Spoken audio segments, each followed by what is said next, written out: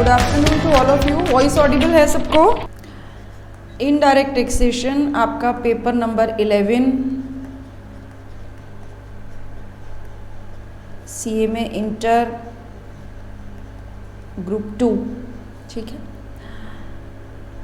अगर मैं आपके इनडायरेक्ट टैक्सेशन के पेपर के कंटेंट की बात करूं तो एक हमारा रहेगा गुड्स एंड सर्विसेज टैक्स और दूसरा रहेगा हमारा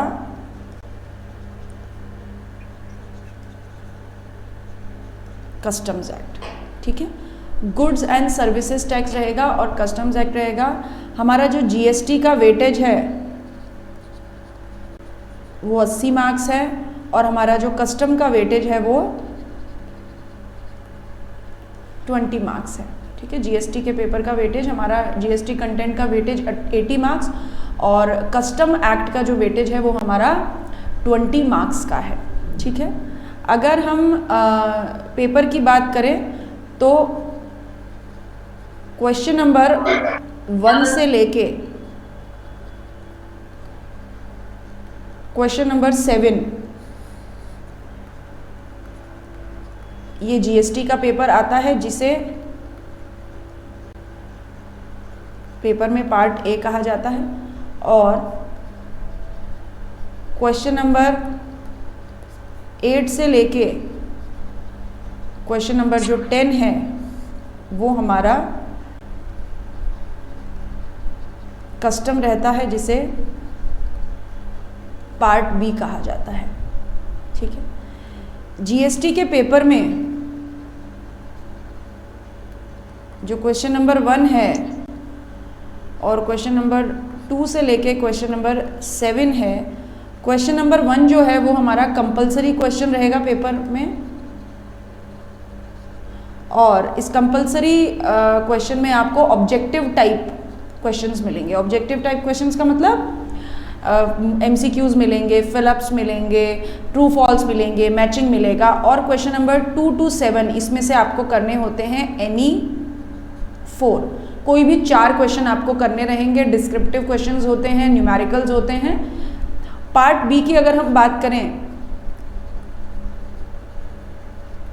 क्वेश्चन नंबर जो 8 है वो हमारा कंपलसरी क्वेश्चन रहता है, जिसमें हमें मल्टीपल चॉइस क्वेश्चंस मिलते हैं। 4 ऑप्शन ABCD आपको मिलेंगे। और क्वेश्चन नंबर 9 और 10, ठीक है, इसमें से हमें एनी 1, कोई भी एक क्वेश्चन हमको करना रहेगा, ठीक है। This is the paper pattern. अगर हम बात करें तो ये हमारा पेपर पैटर्न रहेगा। इसमें किसी को कोई डाउट है तो पूछिए। इसमें किसी को ये आप नोट भी करिए, ये पेपर पैटर्न आप इस तरीके से नोट कर लीजिए। Everyone should note it.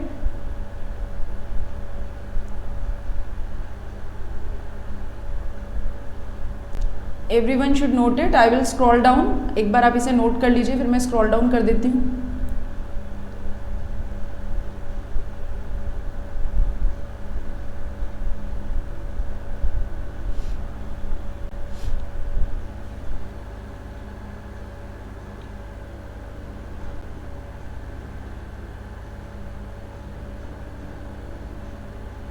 Ma'am.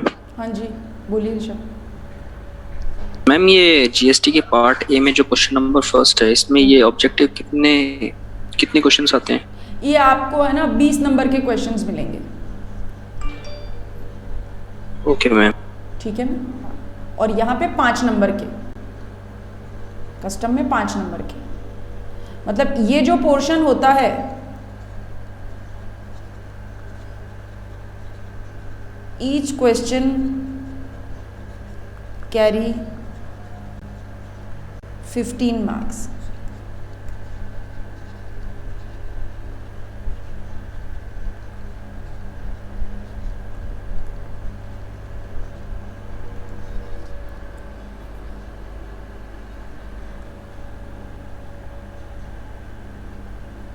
और ये रहेगा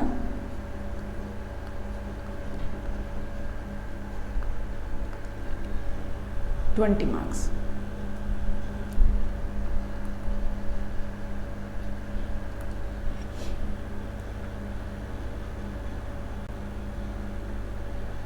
आगे बढ़ें।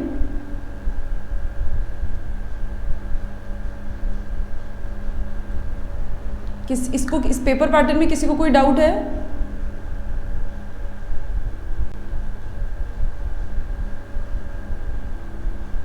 ओके अच्छा, आप अपने इनडायरेक्ट टैक्सेशन की एक सेपरेट नोटबुक बनाएंगे। हम बहुत सारे लाइन डायग्राम, डायग्रामेटिक प्रेजेंटेशन वगैरह करेंगे, शॉर्ट नोट्स लिखेंगे, तो उसके लिए आप एक सेपरेट नोटबुक बनाइएगा, अदरवाइज फिर मैसअप हो जाएगा। आप इधर उधर अगर हमने कहीं नोट कर लिया फिर ढूंढने में परेशानी आएगी। ठीक है, ओके। आर्यन अपना माइक ऑफ कर लीजिए प्लीज।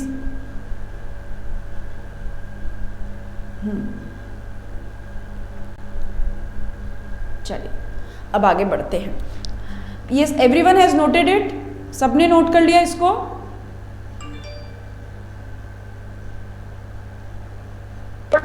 Yes ma'am. ओके ठीक है। अब एक बात ध्यान रखेंगे कि यहाँ पे जैसे मैं आपकी क्लास में आपको यहाँ पे अनम्यूट होने का ऑप्शन हमेशा देती हूँ, तो जब भी आपको कोई डाउट होगा आप मेरे से बोल के पूछ लेंगे। थोड़ा सा चैट नहीं टाइप कीजिएगा, चैट अवॉइड करिए। नहीं, हर्ष एक ही इनडायरेक्ट टैक्सेशन की नोटबुक बना लीजिए, एक ही इनडायरेक्ट टैक्सेशन की, कस्टम्स और उसके बाद उसमें जीएसटी आ जाएगा। एक नोटबुक विल वर्क। तो चैट नहीं टाइप करें, आपको जो भी डाउट है आप पूछ लीजिए। अगर 2-3 लोग एक साथ पूछ रहे हैं तो raise your hand, I will take your query, but ऐसा जनरली होता नहीं है। तो please ask, unmute yourself, ask the question and then mute, फिर अपने आप को वापस से म्यूट कर लीजिए।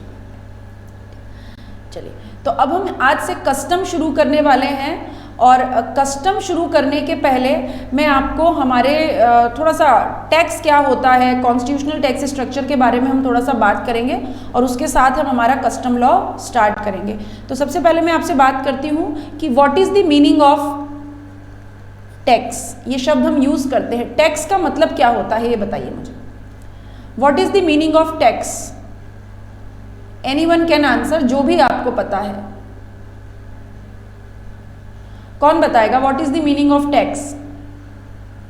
Ma'am, tax is a compulsory payment to the government. Japneet कहती हैं tax is the compulsory payment to the government. Okay, anyone else? और कोई? Revenue source for government. Bhavna says it is a revenue source for the government. और कोई बताएगा? कृष्ण गोपाल, देवेंद्र,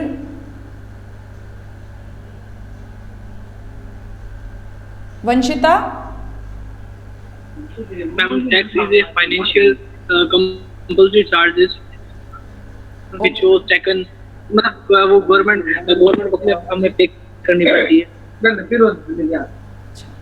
चलिए ठीक है, मैं टैक्स को ऐसे डिफाइन करती हूँ, इट इज अ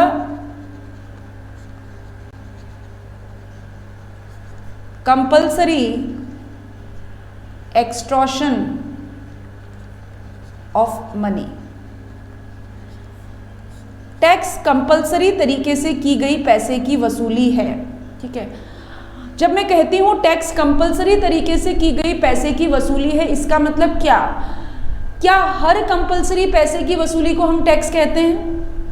अगर हम हर कंपल्सरी पैसे की वसूली को हम टैक्स कहने लगे तो फिर तो हफ्ता वसूली भी टैक्स हो जाएगी।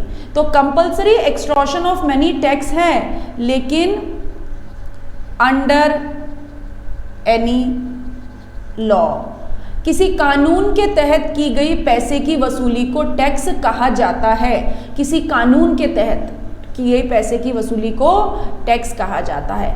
It is a amount which is payable to the government. It is a amount, दूसरे शब्दों में कह सकते हैं, it is an amount payable to the government enforceable by law. Enforceable by law मतलब जो कि अमाउंट गवर्नमेंट को पेएबल है, but it must be enforceable by law, यानी टैक्स पेमेंट के पीछे कानून का बैकअप होना चाहिए, लॉ का बैकअप होना चाहिए। अगर लॉ कानून ये कहता है इंडिया में कि ये टैक्स आपको देना ही पड़ेगा तो हम उसे टैक्स कह सकते हैं। ठीक है क्या? एवरीवन सेटिस्फाइड इस बात में? किसी को कोई डाउट है? No ma'am, no ma'am. Okay, ठीक है। आप भी नोट करिए, ये बात आप भी नोट करिए।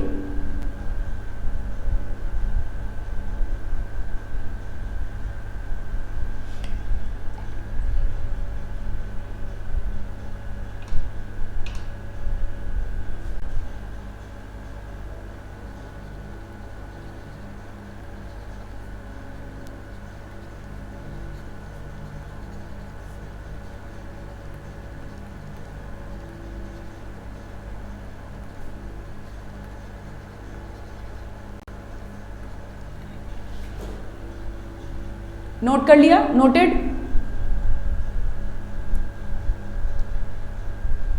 बढ़े आगे?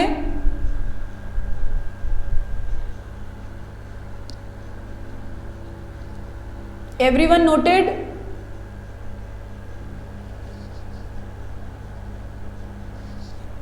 Yes ma'am. ओके, ठीक है। Article 246 of the constitution of India. जब हम ये कहते हैं कि किसी कानून के तहत की गई कंपलसरी पैसे की वसूली को टैक्स कहते हैं, तो टैक्स का पेमेंट हम किसको करते हैं? हम टैक्स का पेमेंट या तो सेंट्रल गवर्नमेंट को करते हैं या टैक्स का पेमेंट हम स्टेट गवर्नमेंट को करते हैं। या तो सेंट्रल गवर्नमेंट को हम टैक्स का पेमेंट करेंगे या हम स्टेट गवर्नमेंट को टैक्स का पेमेंट करेंगे। अब चाहे आप जिसे भी पेमेंट करिए, सेंट्रल गवर्नमेंट को टैक्स का पेमेंट करिए या स्टेट गवर्नमेंट को टैक्स का पेमेंट करिए, यानी हमारे सामने हमको क्या लगता है, ये वाला टैक्स सेंट्रल गवर्नमेंट ने लगाया और ये वाला टैक्स स्टेट गवर्नमेंट ने लगाया। ऐसा ही बोलते हैं ना, ये सेंट्रल गवर्नमेंट ने नया टैक्स लेके आ गए, ये स्टेट गवर्नमेंट नया टैक्स लेके आ गई। अब मुझे बताइए, अगर स्टेट गवर्नमेंट और सेंट्रल गवर्नमेंट को हम ब्लैंक पावर दे दे टैक्स लगाने की, तो फिर तो हमारे ऊपर वो कोई भी टैक्स लगा देंगे ना। कांग्रेस से बीजेपी आई तो नया टैक्स लगा देगी, फिर से कांग्रेस आई तो वो कोई नया टैक्स लगा देगी। ऐसे लगा सकती है या नहीं लगा सकती है? सेंट्रल या स्टेट लगा सकती है ना? No, ma'am.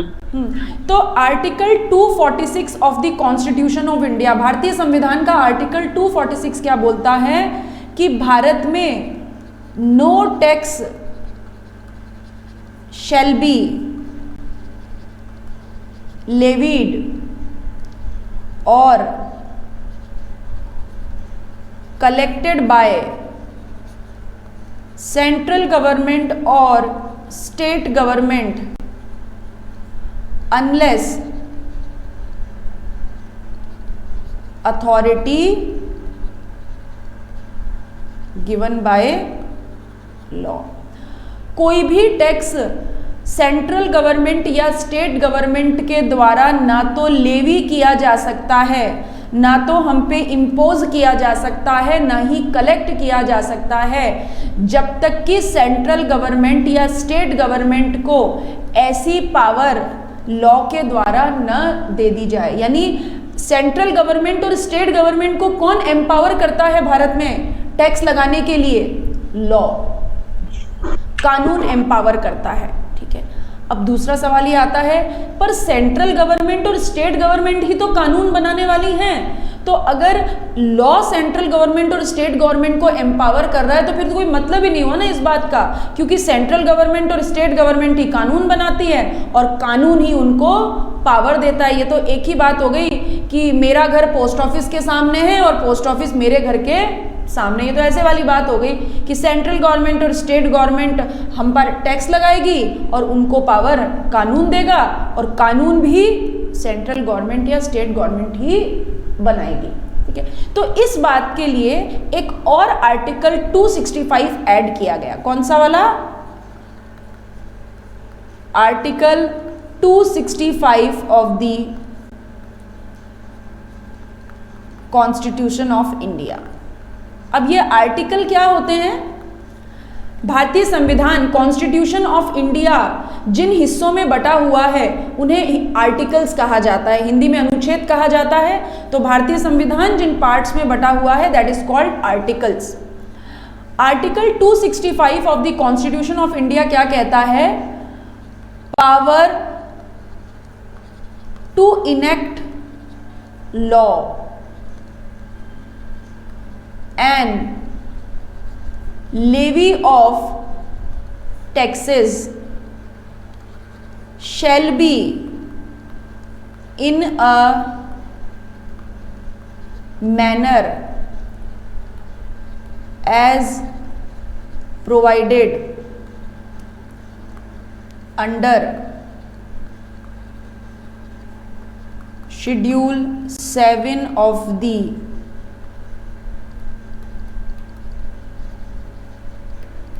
Constitution of India. Article 265 ने ये बोल दिया कि भारत में किसी भी कानून को इनेक्ट करना, कानून इनेक्ट करना मतलब नया कानून लाने की पावर और उस कानून के तहत टैक्स लगाने की पावर उस मैनर में दी गई जैसा मैनर शेड्यूल 7 में लिखा गया। ये शेड्यूल 7 क्या है? ये शेड्यूल 7 पावर बैंक है। पावर बैंक है इसका मतलब कौन सा कानून सेंट्रल गवर्नमेंट बनाएगी और कौन सा कानून स्टेट गवर्नमेंट बनाएगी, ये बात कहाँ लिखी हुई है? शेड्यूल 7 में लिखी हुई है। वॉइस ऑडिबल है ना सबको? वॉइस ग्लिच नहीं हो रही ना? मैम इशू आ रहा है मैम। इशू आ रहा है? अच्छा 1 मिनट रुकिए। तो बोले क्यों नहीं आप पहले?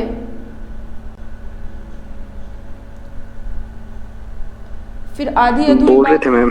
अच्छा हाँ, ऐसे ना अगर वॉइस ये फिर कुछ जुगाड़ करेंगे ना, पर आप बोलें अगर आप वॉइस डिस्टरबेंस हो रही है तो।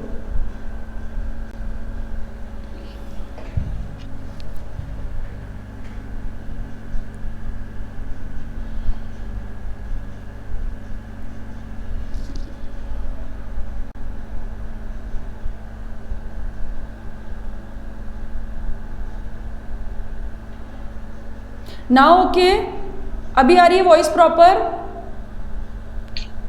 Yes ma'am. Yes ma'am clear है। ओके क्लियर है, ठीक है। तो आर्टिकल 265 कहता है कि भारत में किसी भी कानून को बनाने की और उस कानून के तहत टैक्स लगाने की पावर हमें किस तरीके से मिलेगी? जैसा कि भारतीय संविधान के कॉन्स्टिट्यूशन ऑफ इंडिया के शेड्यूल 7 में लिखा गया है। मतलब ये शेड्यूल 7 क्या है? ये सेंट्रल गवर्नमेंट और स्टेट गवर्नमेंट का पावर बैंक है।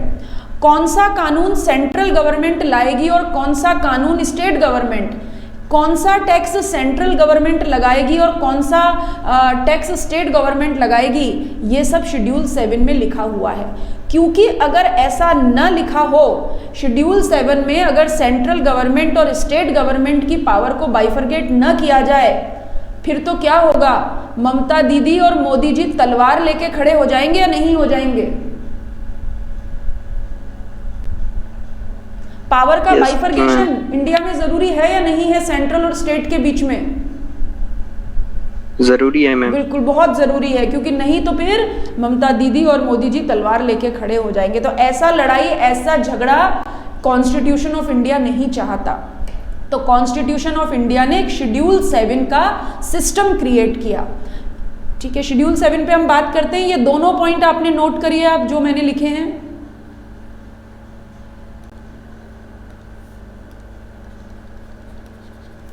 ये दोनों पॉइंट नोट कर लिए? नोट करें तो तब मुझे बता दें।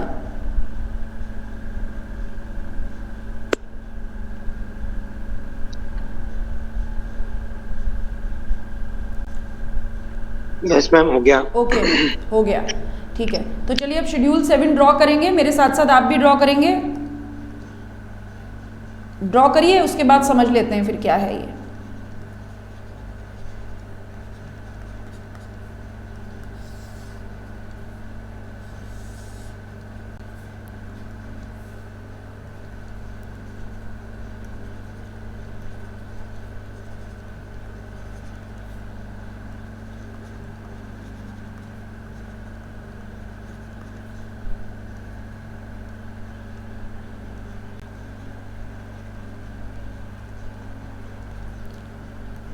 शेड्यूल 7 3 हिस्सों में बटी हुई है। It is a union list, state list and concurrent list. Union list को क्या कहा जाता है? लिस्ट 1। स्टेट लिस्ट को कहा जाता है लिस्ट 2 और कॉन्करेंट लिस्ट को कहा जाता है लिस्ट 3। यूनियन लिस्ट में किसी भी कानून को बनाने की और उस कानून के तहत टैक्स लगाने की एक्सक्लूसिव पावर किसके पास है? सेंट्रल गवर्नमेंट के पास। यानी यूनियन लिस्ट में जो भी मामले, जो भी मैटर लिखे होंगे, उन मैटर्स के ऊपर कानून बनाने की और उस कानून के तहत टैक्स लगाने की पावर केवल और केवल सेंट्रल गवर्नमेंट के पास है। Example, income tax, custom law. Union list में इनकम टैक्स और कस्टम लॉ का नाम लिखा हुआ है, यानी इनकम टैक्स और कस्टम लॉ के तहत किसी भी कानून को बनाने की और उस कानून के तहत टैक्स लगाने की एक्सक्लूसिव पावर किसके पास है? बता दीजिए किसके पास है exclusive power? Central government. Central government के पास में। कोई लड़ाई नहीं, कोई झगड़ा नहीं। ऐसी और भी मैटर्स आते हैं यूनियन लिस्ट में, ठीक है, और लेकिन यहाँ पे मैंने केवल कुछ एग्जाम्पल दिए हैं। तो इनकम टैक्स का नाम आते ही केवल और केवल सेंट्रल गवर्नमेंट, कस्टम लॉ का नाम आते ही केवल और केवल सेंट्रल गवर्नमेंट। कोई लड़ाई, कोई झगड़ा नहीं, कोई स्टेट गवर्नमेंट बीच में इंटरफेयर नहीं करेगी जब ये दो कानून की बात आएगी। इसी तरीके से जब हम स्टेट लिस्ट की बात करते हैं तो स्टेट लिस्ट में एक्सक्लूसिव कानून बनाने की और टैक्स लगाने की पावर किसके पास? स्टेट गवर्नमेंट के पास, ठीक है। जैसे स्टैम्प एक्ट। स्टैम्प एक्ट आपने कभी सुना है क्या? जब भी इमूवेबल प्रॉपर्टीज खरीदी जाती हैं, इमूवेबल प्रॉपर्टीज बेची जाती हैं, तो वहां पर स्टैम्प ड्यूटी लगती है। सुना है क्या ये आपने? लैंड बिल्डिंग बेचने पे स्टैम्प ड्यूटी लगती है, सुना है? Yes ma'am. हाँ बिल्कुल। तो जब भी, और ये stamp duty state to state differ करती है। राजस्थान में अलग लगेगी, गुजरात में अलग लगेगी, हरियाणा में अलग लगेगी, क्योंकि स्टैम्प एक्ट स्टेट मैटर है। स्टैम्प एक्ट कौन बनाएगा? स्टेट गवर्नमेंट बनाएगी। और स्टैम्प एक्ट के तहत स्टैम्प ड्यूटी भी कौन लगाएगा? स्टेट गवर्नमेंट लगाएगी।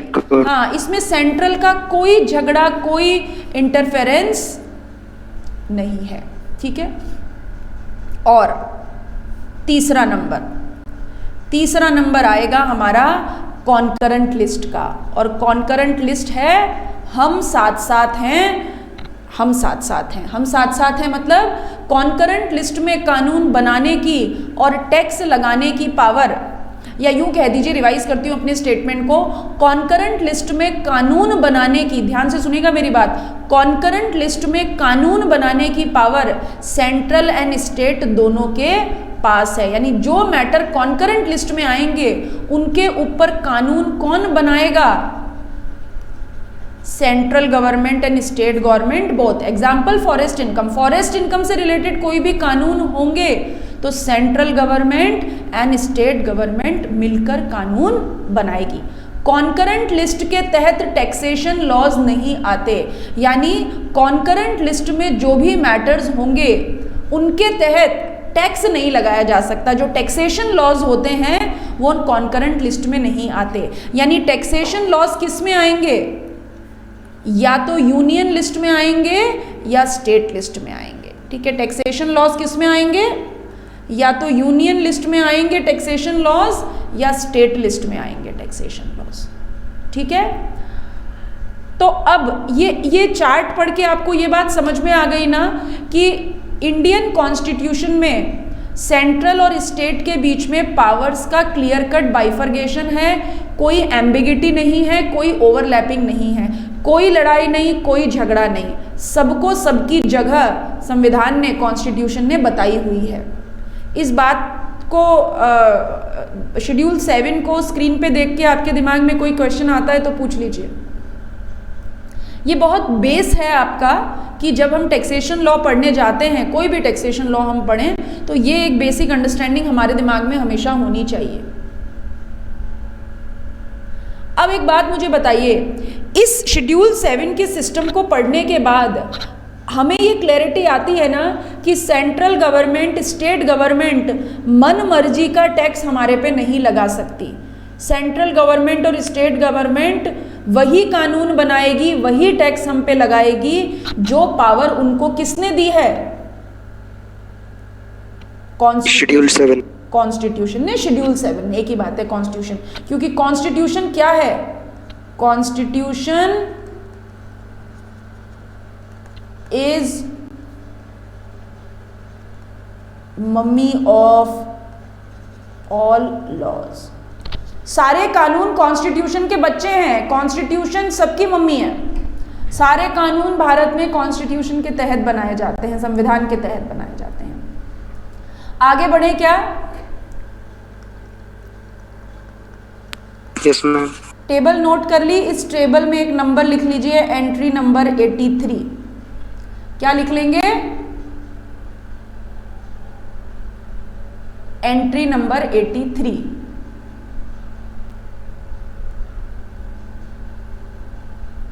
ठीक है,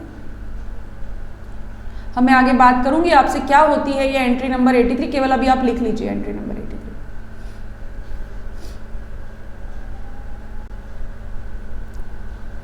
क्लैरिटी?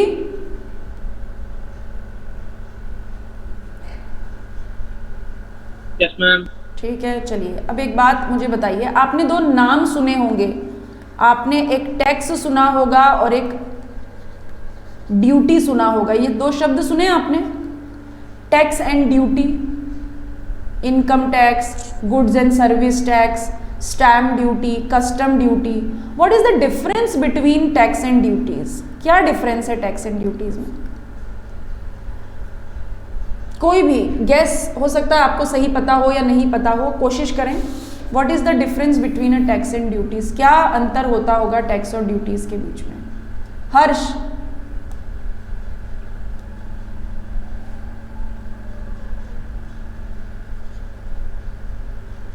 हर्ष, क्या डिफरेंस होता होगा टैक्स और ड्यूटीज के बीच में?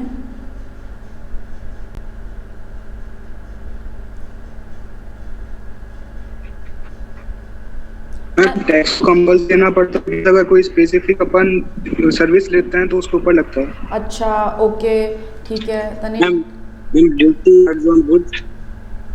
यस प्रशांत, बोलिए, सुन रही हूँ मैं। हम जो गुड्स पर चार्ज देते हैं उसको ड्यूटी बोलते हैं। अच्छा, कृष्ण गोपाल बोलिए।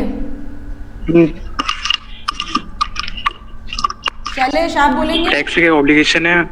हाँ, टैक्स एक ऑब्लिगेशन है और ड्यूटी एक इंपोर्ट और एक्सपोर्ट करते हैं जब अपन गुड्स को, तब लगता है। तब लगती है, ठीक है।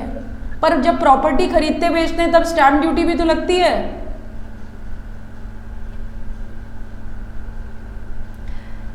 चलिए आगे बढ़ते हैं, और किससे पूछेंगे?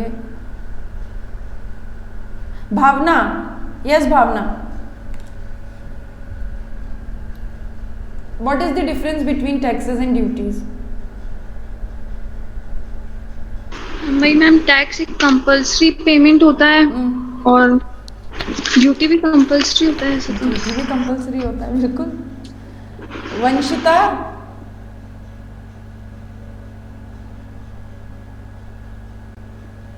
आइडिया नहीं है। ओके, वैभव? वैभव सोलंकी?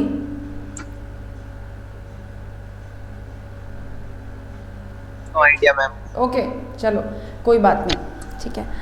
आपने ऐसे कभी घर में सुना मतलब देखा होगा, घर में जब कोई प्यारा सा गोलमटोल सा बच्चा होता है तो प्यार से उसका नाम गोलू रख दिया जाता है, होता है ना ऐसा? Yes ma'am. प्यारा सा घर में कोई गोलमटोल बच्चा है तो उसका नाम गोलू रख दिया जाता है, ठीक है। लेकिन जब बच्चा बड़ा हो जाता है और भले ही वो गोलमटोल ना रहे तब भी सब लोग उसे क्या बुलाते हैं?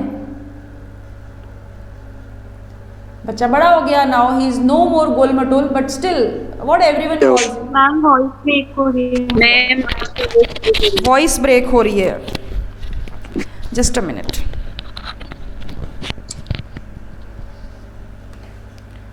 ड्यूटीज गुड्स पर लगते हैं। अभी भी ब्रेक हो रही है क्या Vanshita? It's still voice is breaking? No ma'am no.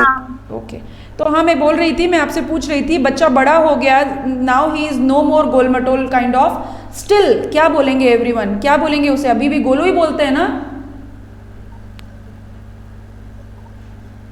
Yes ma'am. बोलते हैं, हाँ जी मैम। ऐसा ही है, गोलू ही बोलते हैं। आप सब में भी ऐसे कोई होंगे, बचपन में गोलमटोल बच्चे रहे होंगे, तो प्यार से किसी ने गोलू रख दिया। अब किसी का नाम, बच्चे का नाम लड्डू रख दिया, तो लड्डू जैसा थोड़ी हो जाता है, वो तो जो है वही है। तो इसी तरीके से ये ड्यूटी भी जो है वो गवर्नमेंट की गोलू है। अब ड्यूटी गवर्नमेंट की गोलू है, इसका मतलब क्या? जैसे घर में हर बच्चे को गोलू नहीं कहते, उसी तरह गवर्नमेंट के लगाए हुए हर टैक्स को ड्यूटी नहीं कहते। ड्यूटी कुछ भी नहीं है एक्चुअली में। There is a no difference between taxes and duties. Both are compulsory extortion of money under any law. दोनों ही कंपल्सरी तरीके से की गई पैसे की वसूली है किसी कानून के तहत। टेक्निकली टैक्स और ड्यूटीज में कोई फर्क नहीं है, लेकिन कुछ टैक्सेस को गवर्नमेंट किस नाम से डिनोट करती है? ड्यूटी के नाम से। प्यार का नाम है ड्यूटी के नाम से। जैसे एक्सपोर्ट इंपोर्ट पे लगाती है कस्टम ड्यूटी, गुड्स के एक्सपोर्ट इंपोर्ट पे लगाती है कस्टम ड्यूटी, लेकिन गुड्स के इंडिया में खरीदने बेचने पे लगाती है goods and service tax. Income पे लगता है इनकम टैक्स, लेकिन प्रॉपर्टी खरीदने और बेचने पे लगती है स्टैम्प ड्यूटी। ओके, तो tax and duties both are the compulsory extortion of money. लेकिन इंडिया में कुछ टैक्सेस को ड्यूटीज के नाम से डिनोट किया गया। यानी घर में हर पहले दूसरे चौथे पांचवें बच्चे का नाम गोलू रख देते हैं, या एक या दो को ही गोलू कहते हैं? हाँ जी वैभव। एक बार प्लीज मैम वापस समझाना ना। अच्छा, आप कहाँ चले गए थे? अरे मैम वो घर का दरवाजा खोलने के लिए नीचे चला गया। हमने ये कहा कि टैक्स एंड ड्यूटीज में कोई फर्क नहीं होता है। Taxes and duties both are compulsory extraction of money, लेकिन गवर्नमेंट प्यार से किसी किसी टैक्स को ड्यूटी के नाम से डिनोट कर देती है। जैसे इनकम पे लगाएगी तो इनकम टैक्स कह देगी, इंपोर्ट एक्सपोर्ट पे लगाएगी तो कस्टम ड्यूटी कह देंगे, इमूवेबल प्रॉपर्टी के खरीदने बेचने पे लगाई तो स्टैम्प ड्यूटी कह दी, एंटरटेनमेंट पे लगाया तो एंटरटेनमेंट टैक्स कह दिया। ठीक है, तो बोथ आर दी सेम, लेकिन केवल कुछ टैक्सेस ही ड्यूटीज के नाम से जाने जाते हैं। यानी दायरा किसका बड़ा है? टैक्स शब्द का, और ड्यूटी शब्द का दायरा थोड़ा छोटा है। ओके, बात समझ में आ गई क्या? Yes ma'am. Yes ma'am. Yes ma'am. Yes ma'am. Okay. अरे आप क्या खाना वाना खा के बैठे हो क्या? ऐसे मतलब एक्टिव है सारे। नो मैम भूखे हैं पीछे से। No ma'am. भूखे हैं तो पेट में कूदने वाले चूहों से एनर्जी आ रही है। ठीक है, चलिए। हाँ, इसी तरीके से नोडिंग करते रहा करिए। मुझे भी लगेगा कि समझ में आ रहा है, और नहीं समझ में आएगा तो पूछिए। डाउट कैरी करके क्लास ओवर नहीं करनी है। 2 बार पूछिए, 5 बार पूछिए, 8 बार पूछिए। ठीक है, क्योंकि अभी पूछना सबसे आसान है। अभी डाउट आप कैरी करेंगे तो फिर वो आप मतलब पूंछ पकड़ के आपके साथ ही घूमता रहेगा हमेशा। ठीक, ऑल दिस इज बेस। ये सब आपके सीएमए फाइनल में भी काम आने वाला है, एज इट इज कंटेंट। चलिए, तो अब हम क्या शुरू करने वाले हैं? अब हम शुरू करेंगे हमारा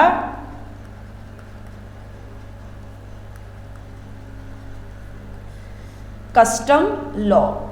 ठीक है, कस्टम लॉ। अच्छा, आपने बाहुबली देखी है? सबने Baahubali? Everyone has must have. Yes ma'am. हाँ, सबने देखी है Baahubali. Yes ma'am. Yes ma'am. Yes ma'am. Baahubali में वो थे ना अमरेंद्र बाहुबली। ठीक है, उनकी गर्लफ्रेंड का नाम क्या था? देवसेना। हाँ, देखो सब याद है। हाँ, बाहुबली। और बाहुबली ये देवसेना। देवसेना किस देश की राजकुमारी थी? इतना तो मुझे तो याद है, आपको याद नहीं है? मैम दूर देश की। अरे, कुंतल देश की। सब दूर। कौन से देश की? कुंतल देश की। हाँ, वेरी गुड। ये देखो देवेंद्र को याद है। कितनी बार देखी बाहुबली देवेंद्र? 10 बार। 10 बार, ठीक है। तो ये कुंतल देश की राजकुमारी देवसेना, और माहिष्मती की जो रानी थी शिवगामी देवी, वो अपने बेटे का हाथ मांगने कहाँ जाती है? कुंतल देश। राजकुमारी का हाथ मांगने जाती है कुंतल देश। वो भल्लाल देव के लिए जाती है, बट हम ना पॉजिटिव साइड पर मान लेते हैं बाहुबली के लिए जाती है, अमरेंद्र बाहुबली के लिए जाती है देवसेना का हाथ मांगने। आपने मूवी में देखा कि जब शिवगामी देवी कुंतल देश जाती हैं देवसेना के लिए राजकुमारी का हाथ मांगने, तो उनके पीछे बहुत सारे लोग, बहुत सारे गिफ्ट, सोना चांदी, ऐसे पूरी सेना लेके जाती है, बहुत सारा सामान लेके जाती है। Yes ma'am. हाँ, तो क्या होता है कि पुराने समय में जब एक देश से दूसरे देश, है ना, एक देश के राजा या रानी जब दूसरे देश किसी भी काम से जाते थे मतलब बिजनेस के लिए जाते थे, इस तरीके से देवसेना के लिए जाते थे, या XYZ किसी भी काम के लिए जाते थे, तो it was a ritual, it was a custom, it was a tradition कि क्या किया जाता था, कुछ गिफ्ट्स लेके जाया जाता था। क्या लेके जाया जाता था? कुछ गिफ्ट्स लेके जाया जाता था। ये सबका हाँ रिचुअल होता था। It was a tradition, it was a custom कि एक देश से दूसरे देश, एक राज्य से दूसरे राज्य जब कोई बिजनेस करने के लिए, किसी भी काम के लिए जा रहे हैं, कुछ गिफ्ट्स लेके जाएंगे। ठीक है। जैसे जैसे समय निकला और जैसे जैसे ये राज्यों की टेरिटरी खत्म हुई और पर्टिकुलर बॉर्डर्स बन गए, देश अलग अलग बन गए, तो गवर्नमेंट ने क्या किया, इस कस्टम को, इस रिचुअल को, इस ट्रेडिशन को क्या किसमें कन्वर्ट कर दिया? एक लॉ में कन्वर्ट कर दिया। और कानून का नाम क्या दिया? Custom law. कस्टम लॉ दिया। और बोला कि अब अगर एक देश से दूसरे देश, एक देश से अगर दूसरे देश कोई भी गुड्स जाएगा, ठीक है, या कोई भी गुड्स आएगा, एक देश से दूसरे देश कोई भी गुड्स जाएगा या कोई भी गुड्स आएगा, तो उसके ऊपर क्या लगेगा? अब गिफ्ट तो लेने देने की बात नहीं होती, टेक्निकली इसको कन्वर्ट कर दिया, कानून के रूप में कन्वर्ट कर दिया और बोला कि इसके ऊपर लगेगा टैक्स। और उस टैक्स को अब हम कहेंगे कस्टम टैक्स, कस्टम ड्यूटी, है ना। ये गवर्नमेंट का प्यारा बच्चा है गोलू, तो गवर्नमेंट ने इसको क्या नाम दे दिया? Custom duty. एक देश से दूसरे देश कोई भी गुड्स जाएगा या कोई भी गुड्स आएगा, गुड्स जाएगा इसको टेक्निकल शब्दों में कहेंगे एक्सपोर्ट, और आएगा उसे टेक्निकल शब्दों में कहेंगे इंपोर्ट। यानी गुड्स इंपोर्ट एक्सपोर्ट किसके दायरे में आता है? कस्टम लॉ के दायरे में। यानी कस्टम लॉ किस पे लगता है? नोट करिए, यहां से नोट करेंगे, यहां से कस्टम लॉ किस पे लगता है? Import of goods into India और export of goods from India. India में गुड्स को लाना या इंडिया से गुड्स को ले जाना, लाना या ले जाना, ये किसके दायरे में आते हैं? ये कस्टम लॉ के दायरे में आते हैं। ठीक है, तो अब यहाँ ये बात समझ में आ गई, कस्टम लॉ किसको रेगुलेट करता है? Import of goods into India और export of goods in from India. Import का मतलब लाना, एक्सपोर्ट का मतलब ले जाना। और किसको लाना किसको ले जाना? हमें और आपको नहीं, गुड्स। किसको लाना और ले जाना? गुड्स को। और गुड्स का मतलब क्या? सिंपल शब्दों में गुड्स का मतलब क्या? गुड्स का मतलब रिसोर्सेज। हाँ देवेंद्र बोलिए, गुड्स का मतलब क्या? रिसोर्सेज। सोर्सेज। रिसोर्सेज। रिसोर्सेज संसाधन। नहीं। और कोई बताएगा? Vanshita, yes. What is property.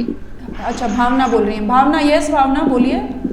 Movable property. हाँ, सिंपल शब्दों में, अभी डिटेल में हम इनकी डेफिनेशंस पढ़ेंगे, एग्जाम में भी आती है। अभी मतलब केवल इतना मतलब, मूवेबल प्रॉपर्टी यानी कोई भी ऐसी चीज जिसको उठाने के लिए, लाने ले जाने के लिए हनुमान जी की सहायता न लेनी पड़े।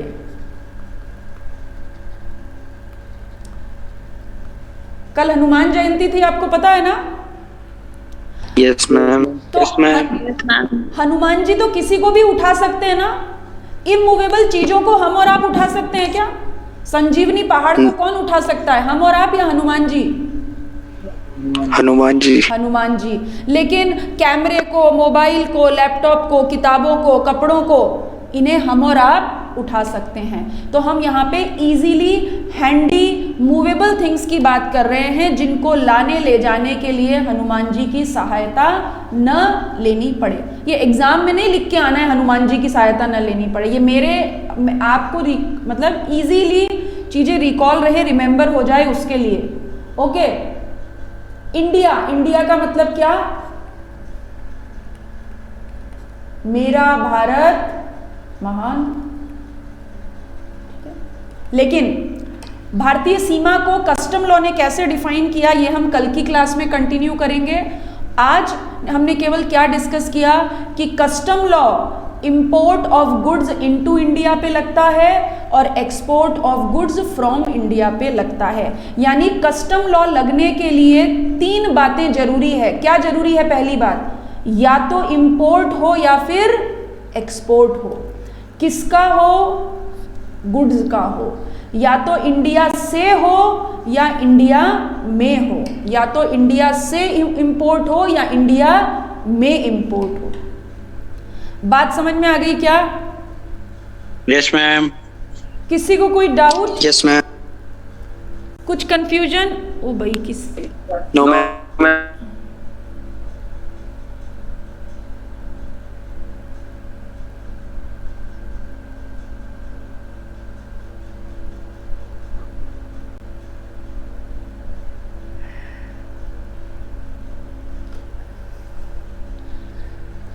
कृष्ण गोपाल, चलिए ठीक है, बस आज के लिए इतना ही। ये आज की